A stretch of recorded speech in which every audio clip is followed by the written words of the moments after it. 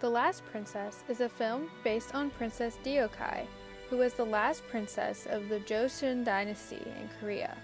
The film is adapted from the novel titled Princess Deokai, written by Bae Young-kwang.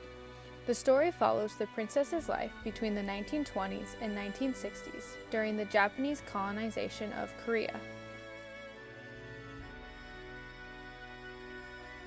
The film opens with a news reporter coming into work for the day and his colleagues reporting they have found the princess. This is in 1960s Korea. The next scene flashes back to 1919, where we see young Princess Deokai and her family. This flashing back and forth between the past and present continues throughout the film to show the development of the princess's life and how it eventually converges to the 60s. The early part of the film focuses on the princess's relationship with her father. We come to learn she was very loved by her father despite having a mother who is not of a higher class. Throughout this time, the king is also battling Japanese colonizers, strictly watching his every move. In an attempt to stop the Japanese from having a hold on the dynasty, he arranges a marriage for his daughter to another royal Korean. Soon after, he is poisoned by the Japanese, with his daughter as witness. By the age of 13, the princess is forced to move to Japan, where she believes she will just be studying abroad. However, we soon learn she is being forced to stay in Japan and is often politically used by the Japanese.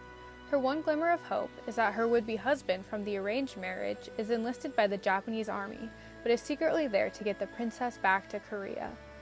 They quickly form an escape plan to get the princess and her brother out of Japan, but they are unsuccessful.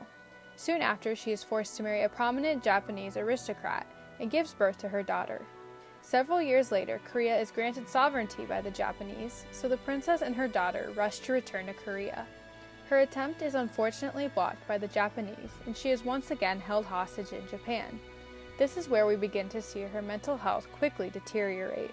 In the next scene, we see present-day Korea, approximately the 1960s, and the reporter is back in Japan to locate the princess.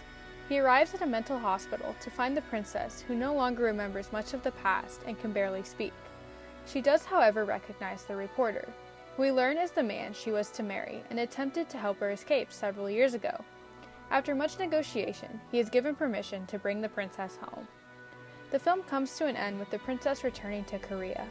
She is met with excitement and praise from both reporters and her royal staff alike. She gets to return home to the palace, where she lives out the rest of her life in peace. This film was directed by Her Jin-ho, who decided to make this film after watching a documentary about the princess, and couldn't stop thinking about the scene when the princess is brought back to Korea and reunited with her court ladies at the airport. Son Ye-jin played the part of Princess Deokai. In 2016, she won the award for Best Actress by the Association of South Korean Film Journalists for her role in this movie. Park Hae-il played Kim Jang-han, who ultimately brought the princess back to Korea. His character was fictional and represented the actual reporter who brought the princess back to Korea in real life. Princess Deokai was in fact the last princess of Korea. She was born in 1912 and died in 1989 at the age of 76. From an early age, she lived in the palace even though her mother was not the queen of the family. When she was just 8 years old, she witnessed the death of her father and from there led a very unfortunate life. She was quickly rushed to Japan, where she was forced to stay and only left once during her teenage years to attend her mother's funeral, where she was not even allowed to wear a mourning dress. Eventually, she was diagnosed with schizophrenia. Over time, her condition worsened due to the tragic events inflicted on her during her time in Japan. In 1930, she was married to a Japanese man with whom she had a daughter. Several years later, her daughter disappeared and was assumed to have committed suicide.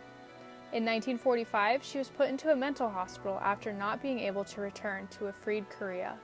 38 years later, a reporter by the name of Kim Il-han helped free the princess and return her back to Korea. For many years, Princess Deokai was referred to as the Lost Princess. It wasn't until about 25 years after her death that she began to receive public attention. The film, along with the novel it was based on, brought attention back to the tragic story of loss and shed light on a symbol of how the Japanese colonists forced Japanization on the Korean people. This film really highlighted two aspects of the Japanese colonization of Korea: the lost innocence of the children who had to live through this era, as well as how many Koreans were severely affected into old age. This film does a great job of this by showing elements of both the past and present throughout the film, and helped me understand the lifelong tragedy that was experienced under Japanese colonization. What was truly heartbreaking was the story of the princess. What she feared most and ultimately grieved was not being the hope for the people and becoming forgotten. There was no way for her to change her fate because of the Japanese, and there are so many others from Korea who experienced the same fate. Though she was not the symbol she hoped to be, her story is now remembered as the tragic loss and era of hardship that all Koreans went through between 1910 and 1945. Her life is just one of many lives taken and ruined by the colonization and annexation of Korea. While we learn about the tragedies of colonialism around the world, Princess Diokai is a clear testament to the terrors of colonialism and how it can affect an individual's life. The author of Princess Diokai sums up her life perfectly. Readers can find the princess who struggled not to lose her royal identity and her nation, and endured all the repression and humiliation, but didn't lose her dignity as the last princess of Joseon. Diokai's last words, "I miss my motherland, even while I was in my country," say everything.